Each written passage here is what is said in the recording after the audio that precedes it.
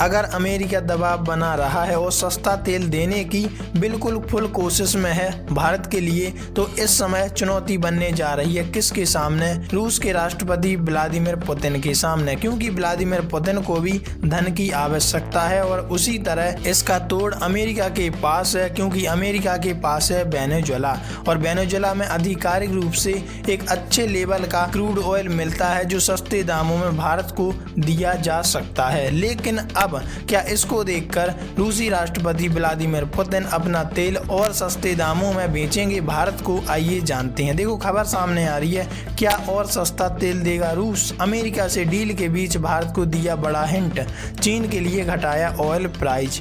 अमेरिकी राष्ट्रपति ट्रंप ने हाल ही में दावा किया है कि भारत जब रूस से तेल नहीं खरीदेगा। इस बीच रूसी तेल को लेकर बड़ी खबर सामने आई है। अब वो खबर क्या है जानते हैं। देखो, अमेरिकी राष्ट्रपति डोनाल्ड ट्रंप ने हाल ही में भारत के साथ ट्रेड डील की घोषणा की थी। इसके साथ ही उन्होंने यह भी दावा किया था कि भारत अब रूस से तेल नहीं खरीदेगा। दूसरी ओर भारत ने इस पर अभी तक आधिकारिक प्रतिक्रिया नहीं दी है।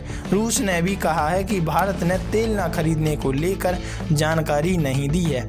इस बीच एक बड़ी खबर सामने आई है। दावा किया जा रहा है कि रूस भारत के लिए तेल का दाम घटा सकता है, क्योंकि उसे ये लगता है कि हमसे भी सस्ता तेल अमेरिका भारत को दे सकता है, इसलिए पहले हमें ही ये काम कर लेने दो। राइटर्स की रिपोर्ट के मुताबिक चीन को निर्यात किए जाने वाले रूसी तेल के दाम को और कम कर दिया गया। रूस चाहता है कि इससे चीन को और ज्यादा तेल बेचा जा सके और अगर भारत तेल नहीं खरीदता है तो उसकी भी भरपाई की जा सकेगी। चीन के लिए की जा रही है तेल के दाम में कटौती भारत के लिए भी हो सकती है।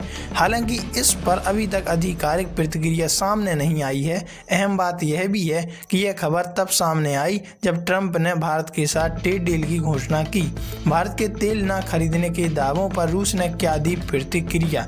क्रेमलिन ने कहा था कि भारत किसी भी देश से कच्चा तेल खरीदने के लिए पूरी तरह स्वतंत्र है और उसे आज़ादी है अपनी चीज बेचने की और किसी भी देश की चीज खरीदने की। उसने यह भी कहा कि कोई भी देश अपनी आपूर्ति में विविधता लाता है, लिहाजा यह कोई नई बात नहीं है। क्रेमलिन के प्रवक्ता दिमित्री पेस्कोव ने एक सवाल के जवाब में कहा था कि हम और अन्य अंतर्राष्ट्रीय ऊर्जा विशेषज्ञ इस बात से भली भांति परिचित हैं कि रूस भारत को तेल और पेट्रोलियम उत्पादों की आपूर्ति करने वाला एकमात्र देश नहीं है। अमेरिका के साथ ट्रेड डील पर क्या बोले थे केंद्रीय मंत्री पीयूष गोयल?